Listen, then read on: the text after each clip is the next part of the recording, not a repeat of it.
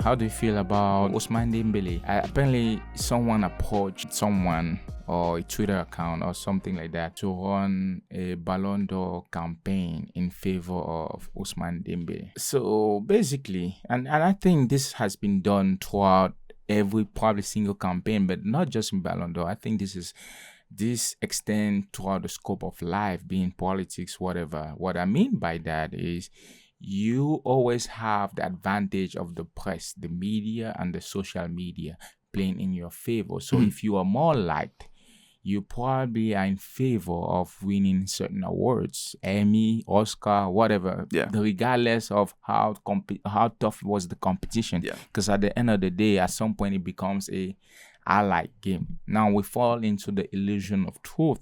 The more you hear something, the truer, if that's a word, it becomes, because it's repetition, and repetition makes it engraved in your head.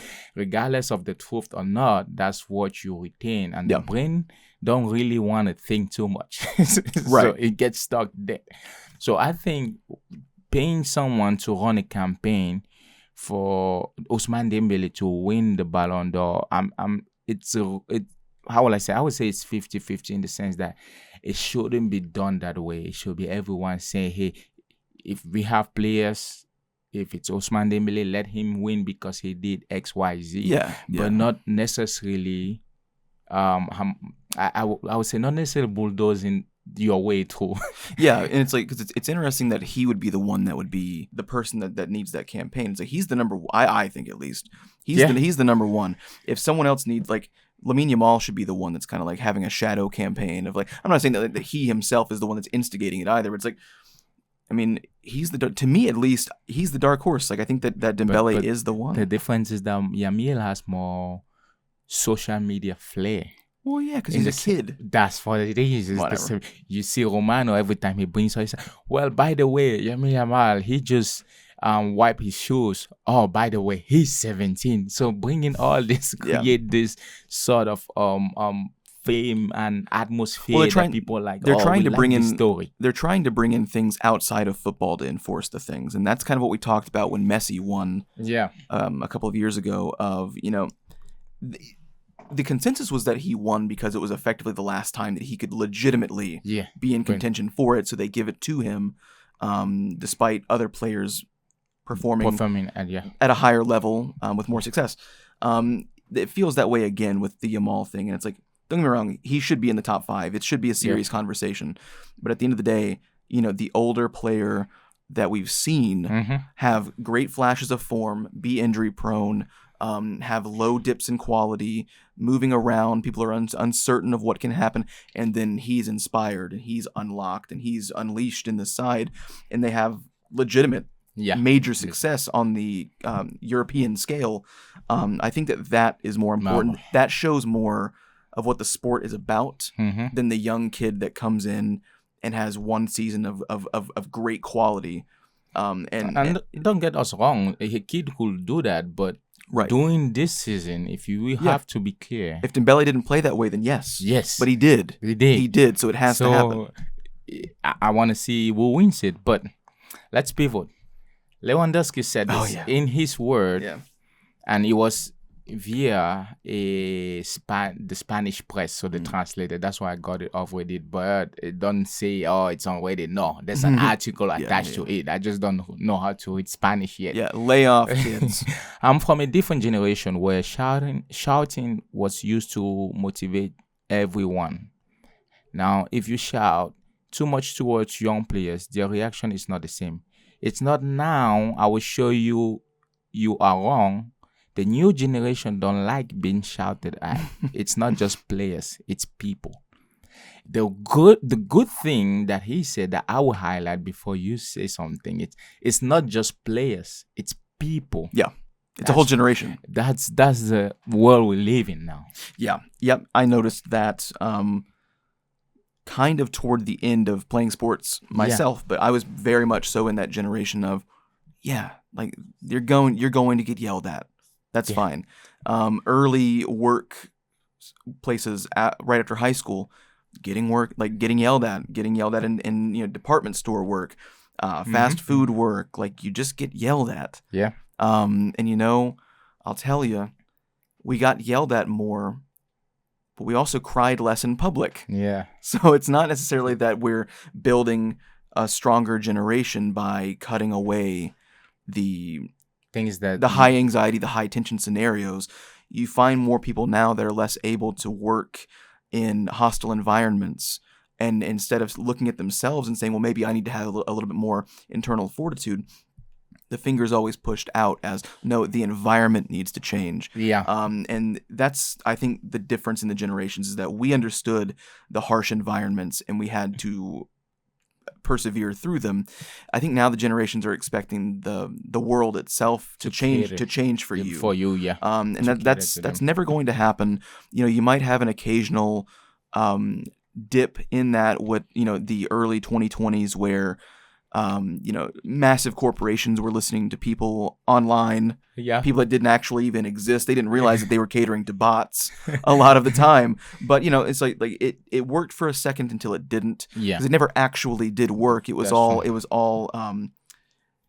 shadow theater basically, because the companies don't actually care about you. Mm-hmm. They've never actually softened up to you. You just kind of got paid off in a very cheap way by having them basically say you're right on social media, which doesn't actually exist anyway. That's true. And I will say this though, and if you look at the landscape of the world we live in now, it's not that it has to be a hostile or toxic environment for you to feel like you prospered through it or you made it through it, and you don't want everyone to go through that now. It's just that even though we don't want a toxic environment, you always want to understand you always want to understand how life is. We live in a realistic sphere, dimension. There's certain things that will not work and certain things will work. And I think catering to an extent is not good, because then it teaches people how to get everything their way when it's not actually a true fact. Yeah. It teaches them to roll over before their tasks are done. Yes. Like you gave up before the end result presented itself or had the opportunity to present itself. So there's no fighting, there's no trying to work hard. There's none of that. And that's what Lewandowski is saying. And imagine in the soccer football sphere, and that it raises eyebrows. Is this how these younger players act? Because how you act is a reflection of what we see on the field. So, hey, we see you guys playing, but we don't see what people had back in the day, or the players had. And especially when the games, when the matches, when they are leading you guys, you don't feel like to fight. At the end of the day, it's just a game for you.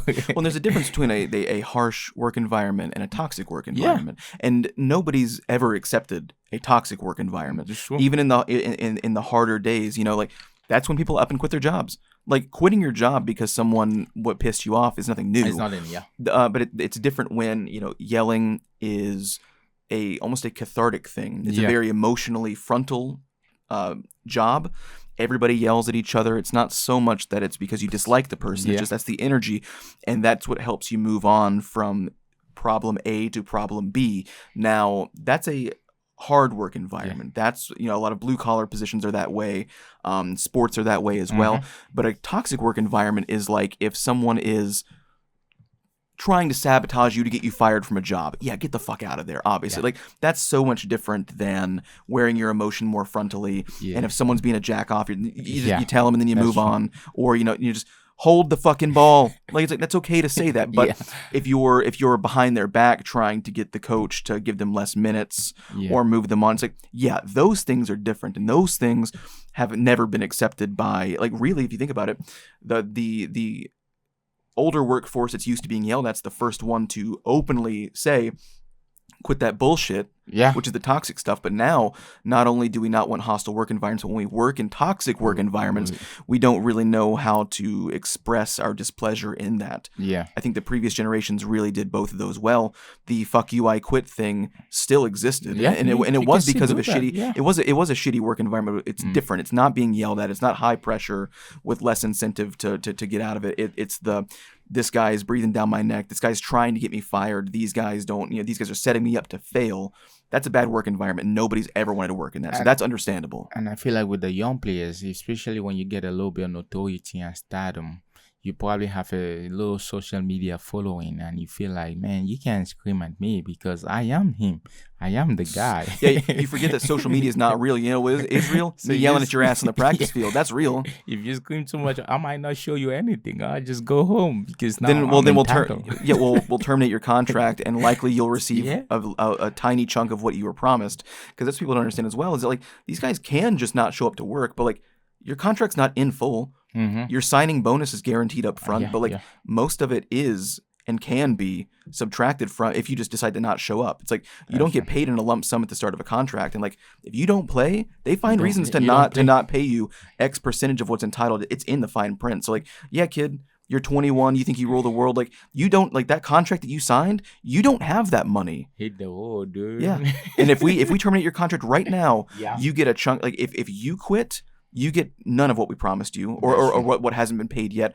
But if we terminate your contract, you get a meager percentage of what was offered in the contract and you walk away. Mm-hmm. So like you don't have power until your contract's running low and your market value's high and you want to move. Like that's when your power really comes up. It's not on fucking Twitter. Yeah. That shows. Sorry. No, it's all right.